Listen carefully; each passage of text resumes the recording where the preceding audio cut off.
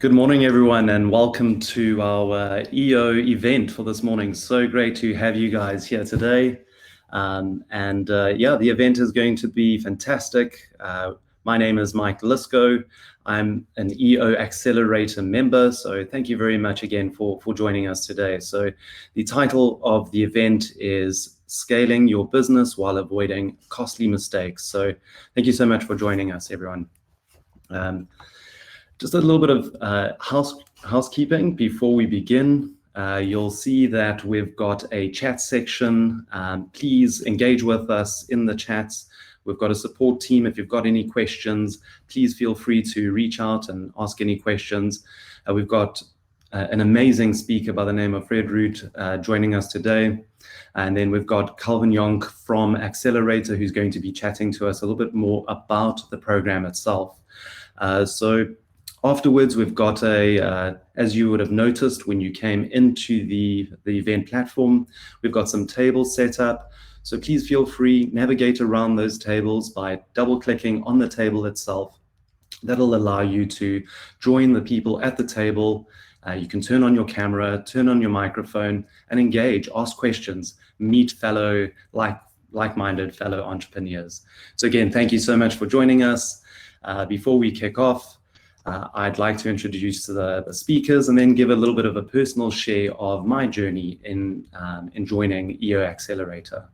So our first speaker, we've got Fred Root, who will be joining us after Calvin. Fred is the founder and CEO of Heavy Chef. Heavy Chef is a learning platform for entrepreneurs. It's a great name, and the name comes from never trust a skinny chef, and it aims to celebrate people that eat their own food, essentially. So I've been following Heavy Chef for quite a number of years now. Really amazing content, really amazing things that they're doing in the entrepreneur space. Heavy Chef dishes up weekly recipes for entrepreneurs, focusing mainly on technology, leadership, and creativity, and served by the heaviest chefs around the world. So Fred is also an author. He has written a book called The Heavy Chef Guide to Starting a Business in South Africa, which was launched in 2018 and became a bestseller on Amazon. He's also the co-founder of the Heavy Chef Foundation, which is aimed at providing funding for high potential emerging entrepreneurs. We're going to be joined by Calvin shortly. Calvin Yonk has been running a SaaS technology distribution company, and that is called for the last 8 years. So since starting, he has also invested in a few startup organizations and enjoys working with them to scale using the lessons learned in EO.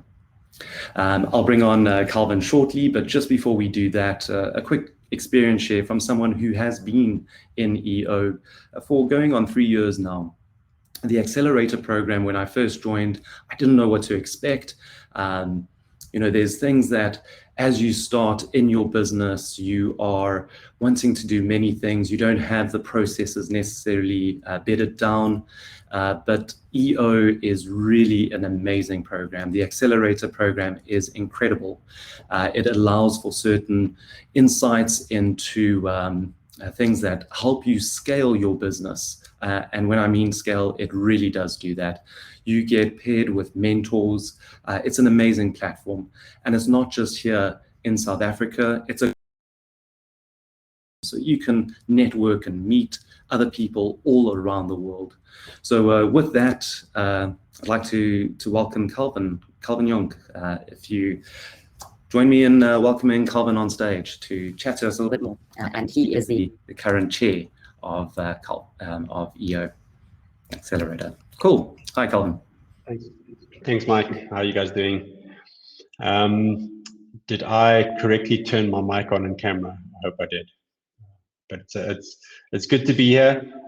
Thanks for giving me a bit of time. I'm not going to take up too much of your time before Fred takes the stage, which I'm excited to listen to as well. But similar to Mike, I just wanted to tell a little bit of our story, my own story, and then to explain what the EO Accelerator program is all about. So personally, I started this company, as Mike said, my company about 8 years ago. It took me a while to realize that no one had ever taught me how to do that, and how to run a company, and needed some help. And I was introduced to the entrepreneurs organization by some peers in the industry. And what I was immediately exposed to was this accelerator program, which was perfectly poised for where my company was at the time. And I was fortunate enough to go through the accelerator program for a year before graduating into EO itself, and then spending the last couple of years kind of growing our business as part of the entrepreneurs organization. So I've had the joy of experiencing both parts of entrepreneurs organization, Accelerator, as well as the full network itself. And I had the honor of being the Accelerator chair for the last year as well, which comes to an end at the end of this month, and will then be run by Eleanor Bloom, who is in the crowd at the moment as well. So hopefully a couple of you will be able to join Eleanor and Mike and the rest of the team that are carrying on with the board into the next year as well. So I'm going to quickly just see if I have the ability to share a couple of insights. Hopefully you can see my screen at the moment. One of the key things about Accelerator, as I mentioned, is that it is a program built by a much larger organization called Entrepreneurs Organization. And it was built out of the need for companies who weren't quite ready to join EO as a stepping stone and as a program to teach people the skills, and entrepreneurs the skills to be able to reach certain levels. I see my screen isn't changing here.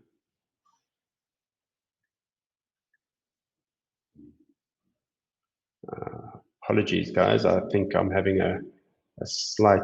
Oh, there we go. Just took a little while. One of the really interesting facts that we learn when we go down this path is how many firms don't make it past certain thresholds in their growth. Apparently, 96% of companies that are started don't make it past that $1 million mark. And what our job here in Accelerator is to help companies cross that chasm that we call the valley of death. So we want our members to be that 4% of companies that pass over that $1 million mark of revenue every year. So we work with any kind of companies that are between, I think it's $250,000 a year to $1 million in revenue, and then give them the tools to be able to scale that way. And the questions that you're kind of looking to ask is, and again, I think this is, there are these questions that you're constantly asking yourself of, I have cash, but I'm not profitable, or, I wish there was somebody to kind of bounce ideas off. Not everybody has founders and co-founders and these big boards, but you want to be able to speak to like-minded people. You're one of those entrepreneurs that are doing everything in the organization. You need to be doing accounts, you need to be doing sales, you need to be doing marketing. But you want to learn how to be able to distribute those roles and those responsibilities to other people. And just having some kind of an entrepreneurial peer network helps, which is what we're doing. So the problem you're trying to overcome is working on the business, not in the business. And this is something that you'll hear constantly. As a founder and as an entrepreneur, you are very often tempted to just get in and do all the work, but that is not the way to scale. The way to scale is empowering your company and your staff to be able to do that. So we want to give you the tools to be able to take a step back, work on the business, and get out of the nitty-gritty within it as well. So you're going to learn a whole bunch of tactics by some of the world's top leaders as to how they step outside of that day-to-day and view the business with a strategic view that you need to. The purpose is just that. The whole purpose of EO is to help entrepreneurs achieve their absolute full potential, and also to enable transformational growth in all of the members' lives and the members' staff and family as well. So it's a very holistic view at the entrepreneur's journey, not just business. The values include things like trust and respect, which are incredibly important. There's this constant thirst for learning. We need to think big, we need to think bold, and then doing that together helps our companies grow.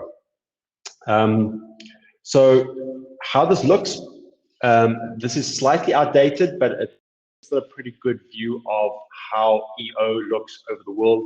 There's over 57 countries that have over 179 chapters. So, for example, Johannesburg has a chapter, Cape Town has a chapter, Durban has a chapter. I think in the Winelands, in the Cape, there's a second chapter. So countries can have multiple chapters that get together and network. 13,000 members. I think that's probably over 15,000 members around the world. Almost 3 million or more workers that are employed by the companies that are part of this, and an average member age of around 43. So it is quite a wide range. We've got people in their 20s, people in their 50s, and so on that are represented. The principles that we're looking for is that we do ask for your time. You pay to be a member of this organization, and you really want to get the value. But the only way to do that is to put in the work. And the trust and respect model is important. Everybody's time is important. Entrepreneurs' time is more valuable than gold. So as a network, people are putting aside time to help each other, and that's important to make this kind of thing work. It's about being accountable. Like climbing a mountain, you don't really climb Everest alone. If you don't show up, you can't expect everybody else to show up, and the sharing experience doesn't really work then. So the network effect becomes incredibly important. The curriculum that the program works on is based on Vern Harnish's breakout book and subsequent program called Scaling Up, which we used in things called learning days, which I'll explain in a bit, as well as the accountability groups that we do on a monthly basis. There is a non-solicitation rule. And what does that mean? It means that this is not a network where we come and try and get business from each other on a constant basis. So as a rule, we do not sell to each other, but by being part of a network, you're often asked to provide services. And what we've often found with EO is, if you need something, I will first go to an EO member to see whether they can provide that service.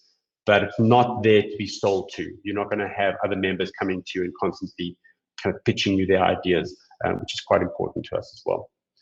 We use something called Gestalt, which again speaks to this trust and respect model of we don't give advice, we share experiences. Advice is subjective, experience is objective, and if we can share those experiences with each other and keep that to ourselves and keep it confidential within our groups, that becomes extremely valuable as well. So the criteria that you need to be an owner, you need to be a founder, a co-founder, or controlling shareholder. Gross revenues somewhere between 300,000 and 14.5 million, depending on exchange rate. But that's a somewhat flexible number. It needs to just be around $200,000 a year in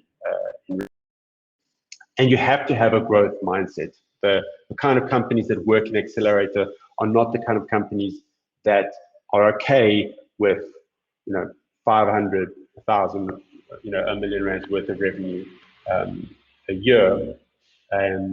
Sorry, I'm wrong. That's not 300,000. That's 3 million. 3 million in revenue to 14.5 million in revenue. So It's the kind of companies that aren't content in just being there. They want to grow. They want to reach that $1 million mark, and that they're willing to use the tactics in the program to reach that stage. The pillars are quite simple. Each quarter, every 3 months, we have these things called learning days. And these are learning days that are facilitated by EO members using the content that that the Scaling Up book has created for us. So there are these days, such as people days, where we focus on culture, motivation, hiring, recruitment, uncovering strengths and weaknesses, those kinds of things. There's execution day, which is around how do we actually get to the closing of sales, how do we build lead generation funnels, building referral networks, coming up with our core values and dealing with bad clients, good clients, all of those day-to-day things. There's cash day, which to me was the most valuable thing because I had no idea how cash worked. Understanding all the key kind of metrics, cash flow, funding, putting together the KPIs that you're able to measure on a regular basis. And then there's strategy day, which is around building this big plan and putting the processes in place to actually reach those goals. And then supporting that, we have monthly accountability groups where you get together with fellow members. It is facilitated by an EO member who acts as the moderator or the coach for these groups. But you, along with your other Accelerator members, then get together on a monthly basis and work through the learnings from the learning days and how have you implemented it throughout the last 3 months, all with these accountable goals that you're trying to achieve individually and as a group. And then the final part is this $1 million focus plan that we come up with, that you come up with in your accountability groups. It's a tool that is used to leverage all of these tactics that we learn, put them into practice, and have a constant area to go and see how close we get to that point of graduating into the program. And there isn't just one way of experiencing this. You can experience the learning part of it. You can get in touch with mentors and be paired with mentors that will help you along the way. You can leverage these accountability groups more if that is where your passion lies. And then the networking aspect of it is invaluable. You're going to meet people that will be partners, friends, and hopefully peers for the rest of your lives. And you do not need to choose one path. You get to choose all of them in any combination that makes sense to you, and that works in your particular journey.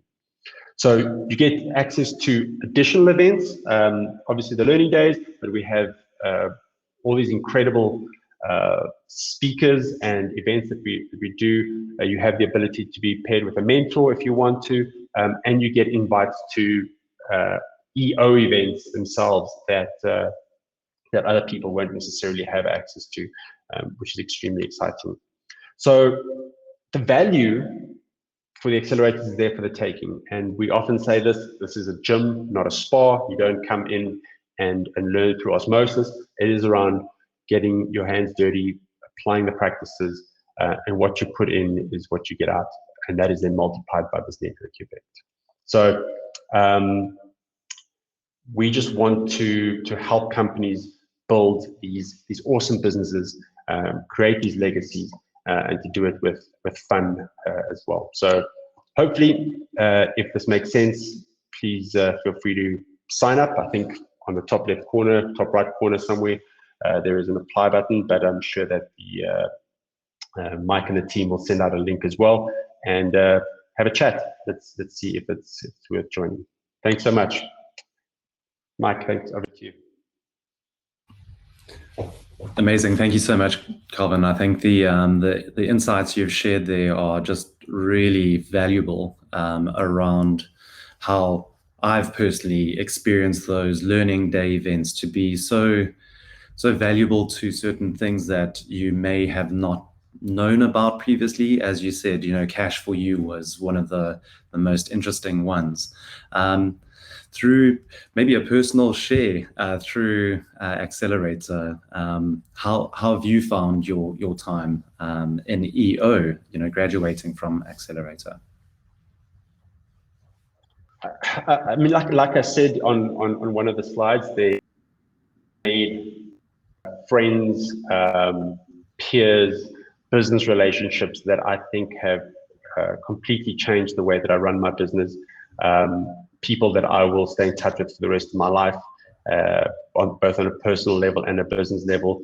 And I am way more confident in my approach to running my company. And my staff have even commented on that over the years as time has gone by. The guys that have been with me for years, we've had these discussions of, well, imagine how you would have reacted to that, 4 years ago, as opposed to how we're reacting to it now. So it's definitely brought in a bigger level of calm as well, because you know that you're not in this alone. You hear of all your peers in the industry going through exactly the same things, and how they've maybe dealt with it or not dealt with it, and then you're able to at least make wiser decisions, I guess, as we go through it. That's amazing. And I suppose from those experience shares, you're able to avoid making some costly mistakes, which essentially is, what we're trying to learn from. And to your point, it is around having that growth mindset, willing to put in those learnings into your business. So if you're not ready to do that, then it might not be for you. You really need to get stuck in. And I think having the opportunity to speak to people on a global platform has really helped. So it's not just within, your city or even your country. Yeah, I mean, Mike, if I've got time for one more crazy kind of story, is that the global network is something that a lot of people don't think about immediately. But I had a colleague who needed to get to Canada, and by tapping into the EO network, I was able to find them multiple different companies who were looking for people exactly like him to move there. And we know that you can go to any city in the world and reach out to the EO network, and they'll gladly go buy you a beer and come and meet with you. So it's extremely valuable. Exactly. That's a great story to share. Thank you so much, Calvin. Awesome. As Calvin says, if you're interested in learning a little bit more about the program and wanting to join, the team has posted a Google Sheets or Docs link within the chat. So please feel free to click on that. As we go back to the networking section after Fred's presentation, please feel free to ask us questions. We'll stick around for those that can. And then there will be another link if you look to the top banner. And with that, over to Fred. Really looking forward to your presentation. So Fred, if you'd like to join us on stage, please. Hey guys, can you hear me? Loud and clear. Awesome. Cool, Fred. So looking forward to your presentation. You've been a stalwart in the South African entrepreneurial space. Do you want to chat to us a little bit about Heavy Chef before you get into the presentation? Yeah, I mean, I suppose I can. Well, first of all, thanks for inviting me. I'm a huge fan of EO, and it was fascinating to hear Calvin chat about his own journey and his own findings. I think that a lot of the stuff that you guys believe and are busy with, in the EO Accelerator program, are things that we're also very much aligned with and investing in terms of trying to identify how it's making an impact. Obviously, ours is a lot more focused on the learning aspect, but as a result of the lens that we are very privileged to have with this extraordinary community of entrepreneurs, we're seeing all of these things. Just to echo what Calvin was saying, just the idea of being focused, the idea of learning from peers, and all of these things, I think it's remarkable how prevalent these lessons keep on coming up.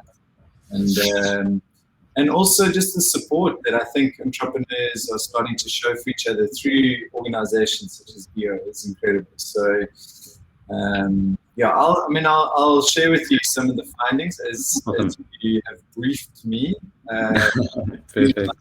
in the next sort of 15-20 minutes, and I can share some of the stuff that we've been working on. Cool, Fred. Over to you. And I love that. It's so apt. The heavy chef is presenting from the kitchen. It's amazing.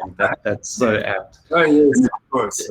If you do have any questions, please feel free to pose them in the Q&A section, and we can get Fred to answer them afterwards. Amazing. Over to you, Fred. Thank you. Cool beans. Before I start my presentation, I'm going to just show you guys something. I don't know if you can see this, but it's a little photograph of a Lego construction, and I just wanted to ask the question. It's not a trick question at all, so don't overthink this, but we'll get back to it at the end of my talk.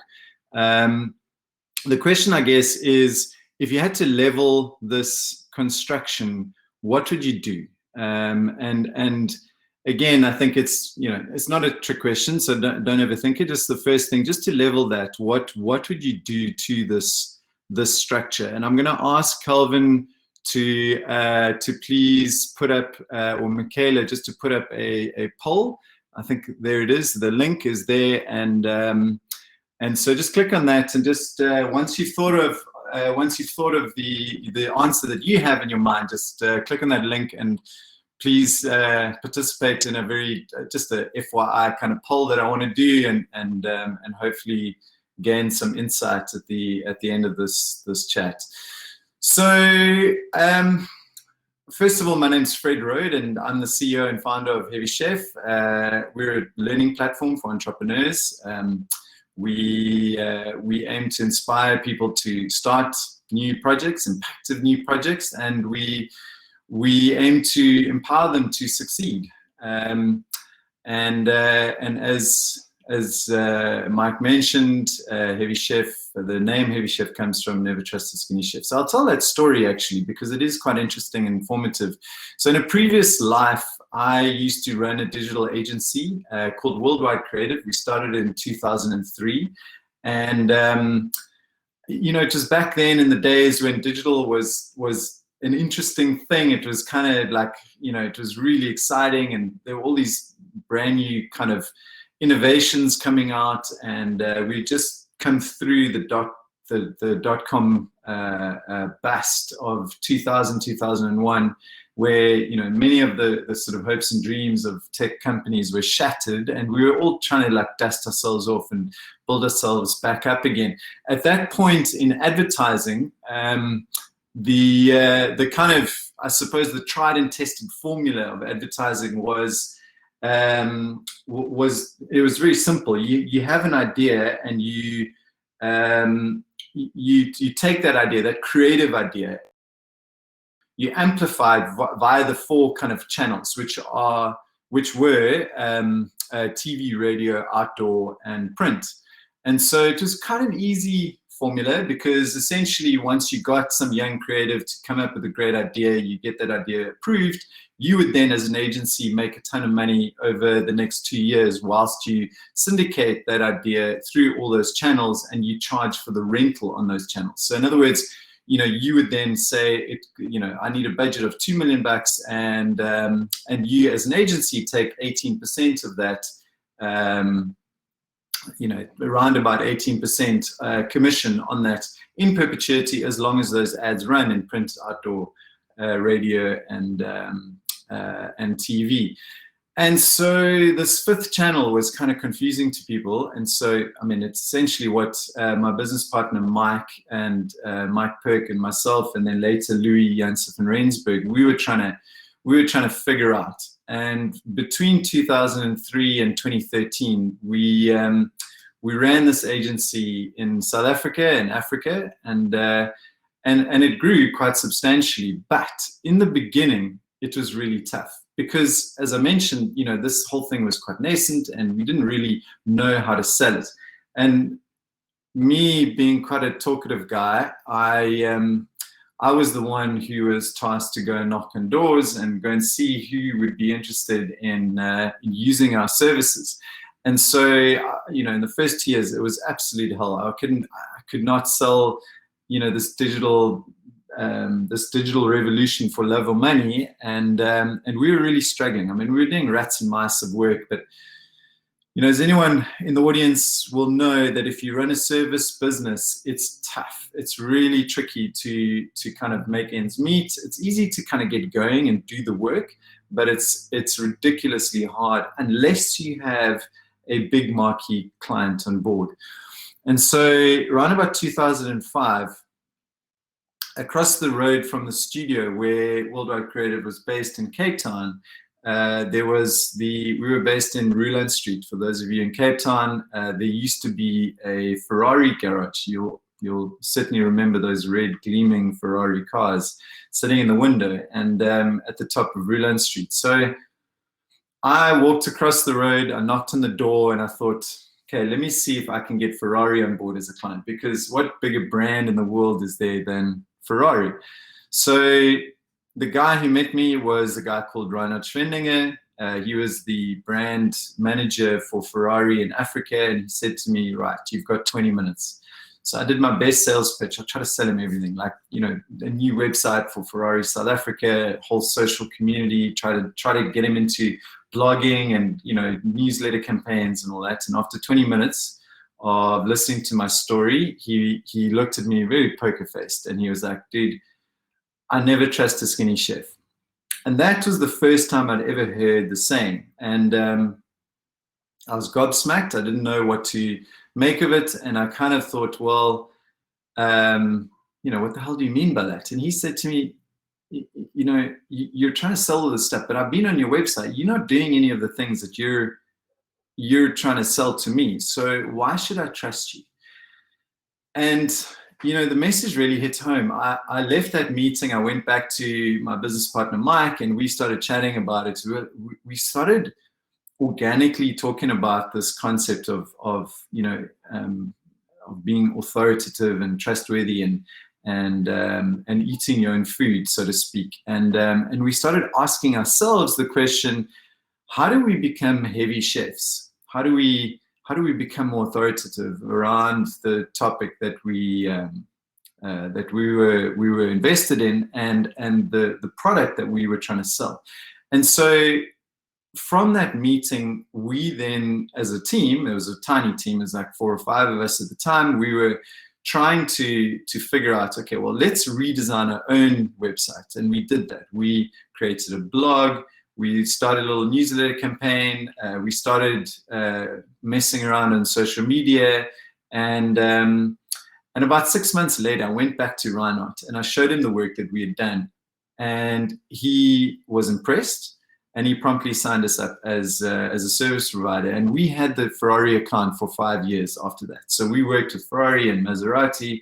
And although it wasn't a big client, so to speak, revenue-wise, it was massive in terms of brand-wise. So we used that as the first kind of calling card. We were like, hey, look, Ferrari uses us. And on the back of that, we started winning accounts left, right, and center. So we eventually, at the tail end of 2013, when we sold the agency, we were working with the Fashini Group across the board. We were working with F&B, R&B, Vodafone, with Hyundai. We were working with Mixed Telematics. We were working with Apple or Core. In this country, we were working with just a whole roster of blue chip clients, all on the back of the dominoes that first followed that first domino, which essentially was the Ferrari account. And so it really resonated with us that there was this thing, this kind of heavy chef philosophy, and we had organically started saying, how do we become more heavy chef about this? Right? So it was a huge part of the success of the agency. I ran the agency until 2016 after selling it as CEO, and then resigned in 2016, and I took a bit of a gap.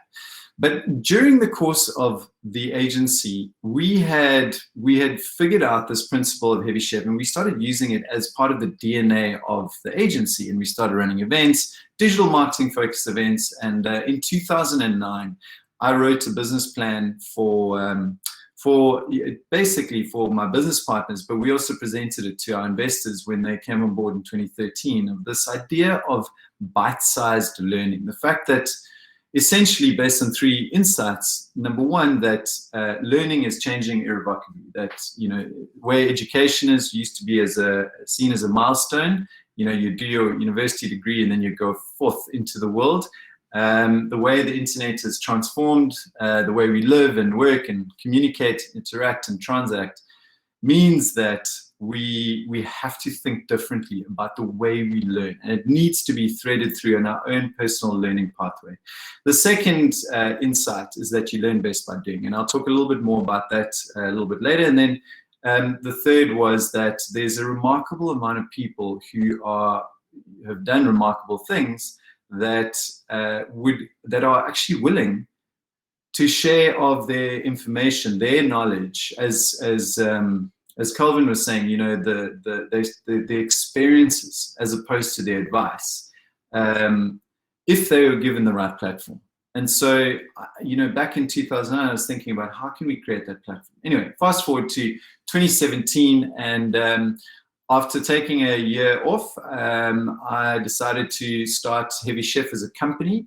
My investors were Mike and Louis, my previous business partners, and they kind of gave me their blessing to go forth and do this thing. And so since then, since 2017, we've been working on building this platform, this learning platform. We've subsequently had the strategy of trying to build a community, rebuild the brand, and slowly just offer as much value as possible as we can. And at the beginning of this year, tail end of last year, we actually launched the platform. So you can go and check it out at heavychef.com. It's free to sign up if you want to go check it out. And if anyone, we have a principle that if anyone wants the platform for free, they can apply for it for free if they can't afford it. And then we provide 100% of those applications. We will give it to them for free. So we've run since 2017 50 events. We have a community of now over 40,000 people. We have we've done around about 200 interviews with heavy chefs, so to speak, people who talk with authority about their topics and their experiences. We've created 60 what we call recipes, which are the bite-sized learnings that those heavy chefs have provided us, and they are all on the platform. And then we currently have 500 members, just over 500 members on the platform itself, using the platform on a day-to-day basis. And I think 336 of those are actually paying members. So we're quite stoked with the progress that we're making, and it's been kind of slow progress, because one of the things that's really interesting is that, you know, I suppose our remit, or at least our core belief, is that entrepreneurs, and I think we share this with you, is that entrepreneurs can change the world for the better, right? That we base all of the work that we do on that core belief, right? And we aim to serve that community. As I mentioned, we want to inspire them to start things and then empower them to succeed through these kind of bite-sized learning. So essentially, if you look at what we're doing, it's quite meta, right? Because we are entrepreneurs. We're essentially entrepreneurs ourselves, teaching other entrepreneurs while learning to be entrepreneurial from other entrepreneurs. So it's this whole Heavy Chef kind of meta universe that we've created. And I want to talk to you also the idea of the research that we're doing, because of the we feel quite remarkable growth that we've achieved in a relatively short space of time. We are privy to a lot of data and research, and we've set up the Heavy Chef Foundation, which Mike is an avid fan of, and many people subscribe to our newsletter mainly because of the research that's coming out of the foundation, the Heavy Chef Foundation. I encourage you guys to go check out heavychef.org and subscribe to the newsletter there. Every Friday we release research, and I'm going to share with you some of the findings, just 3 of the findings that I think will be relevant to this talk. And I think the reason why this is important is because essentially, I mean, if you think about it, even before COVID and the pandemic, the world is it's just noisy, right?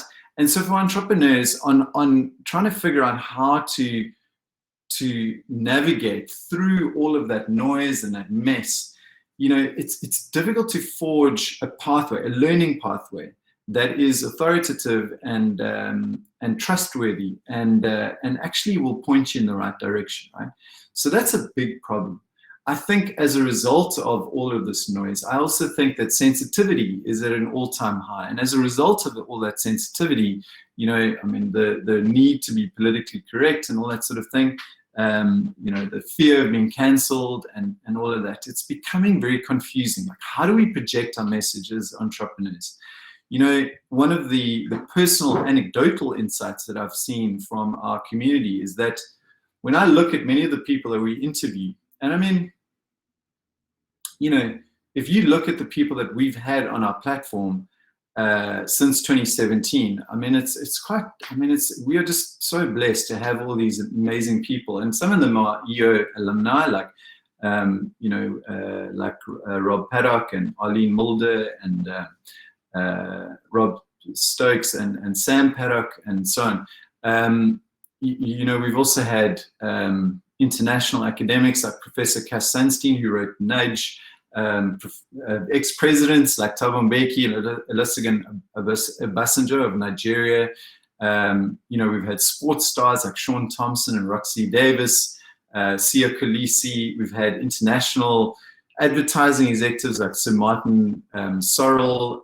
We've had creatives like Zolani Mahala, Youngster CPT, Mo Flavor, DJ Fresh, and then just people like, you know, Robbie Brosen and so on, Adrian Gore, who've all come on our platform, who are just, you know, they're very generous about these things. And I think with all of that, you know, I've noticed, and particularly amongst the sort of the entrepreneurs who are coming through the ranks, that there's this strange dichotomy that is it's not evident in everybody, but it's certainly evident in many entrepreneurs that I've met, in that there's this paradoxical high self-belief that entrepreneurs generally have, mainly because they're smart and they can do stuff, and they realize at a fairly young age that they can figure stuff out. They could probably coast through school and get enough marks to get through.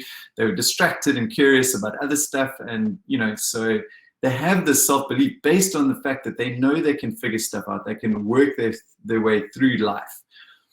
But they have this intertwined low self-esteem, which is such a strange thing. But nonetheless, it does correlate with the research that we've done in terms of anxiety and depression that is so rife amongst not just the entrepreneur community, but just the fact that, you know, it is a product of the times that we live in. So I think then, just with that in mind, I want to talk about some of the traps just quickly. I don't want to take up too much time because I realize I've only got a few minutes left, but we can unpack them a little bit after this. But just three of the key findings, and I hope these are not too obvious, but there are traps that you know, I was chatting to Louis, the CEO of the foundation yesterday, when, you know, just about Mike Lisko's brief about the traps, and the three that come to mind that just continually keep coming up, and which I want to just share with you.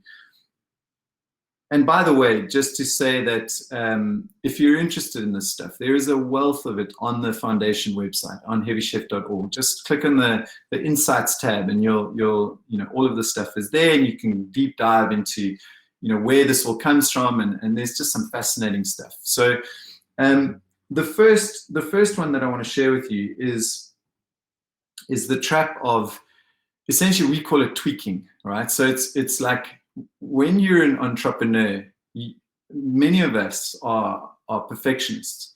So we spend so much of our time tweaking the idea. So we essentially look at trying to create a plan, and we spend hours, days, weeks, months, sometimes years looking at that plan and then tweaking it. And the trap that we get into is this almost this paralysis of not being able to ever really get some momentum. And the critical thing that we've learned is that people learn best by doing. And Mike mentioned it earlier, Calvin alluded to it, but if we look at that, like the research that the foundation has done is that the best form, the most important contributor to development, according to the entrepreneurs in our community, is learning through practice. So, and again, it's kind of obvious, but we don't know the obvious. We don't apply the obvious. Often we just fall into this trap of tweaking, and we never get that momentum going. So I think it was Reid Hoffman who said, if you're not embarrassed by your launch, you've launched too late. And I think there is some truth in that, although, yeah, I don't necessarily believe in the idea of just launching something that's really, really poor, because you do want to hold up your reputation, and I think there's a balance. But don't get stuck in the trap of tweaking. Launch an MVP, do something and learn from it, iterate from there. And I think it's a critical lesson of today's times, is that, and we're finding this over and over again, that the entrepreneurs that have succeeded are those that are brave enough to try the thing, face criticism, face failure, and learn from those mistakes. So just to reiterate that. So the second finding that it just comes across all the time is this idea, and we call it the lone wolf syndrome. And it's essentially, and I know that you guys are going to identify this, because again, you have this high self-belief, and it's like, if it's going to get done, it's going to get done by me, and I know how to do this. And again, it's this thing that, it was alluded to by both Mike and Calvin, in that, we've got to learn how to delegate and empower others around us. And that's really the true power of entrepreneurship, right? So to create a community that is empowered by the entity that you've forged. And so, with that in mind, learning from others is, 64% of the entrepreneurs surveyed, they related it as it's the second most important contributor to development, according to young entrepreneurs. This idea of learning from others, right? And it's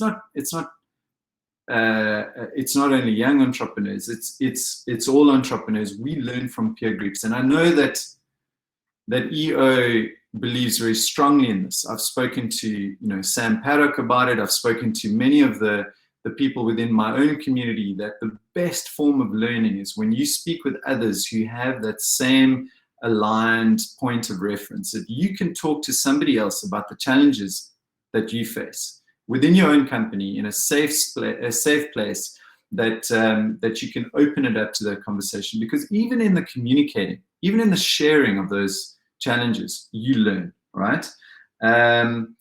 The other interesting graph, Louis just sent this to me this morning, in fact. Just over half, 55% of entrepreneurs speak to other entrepreneurs, often defined as peer-mentor relationships, to close knowledge gaps about specific challenges that they face, right? So that's over half of them.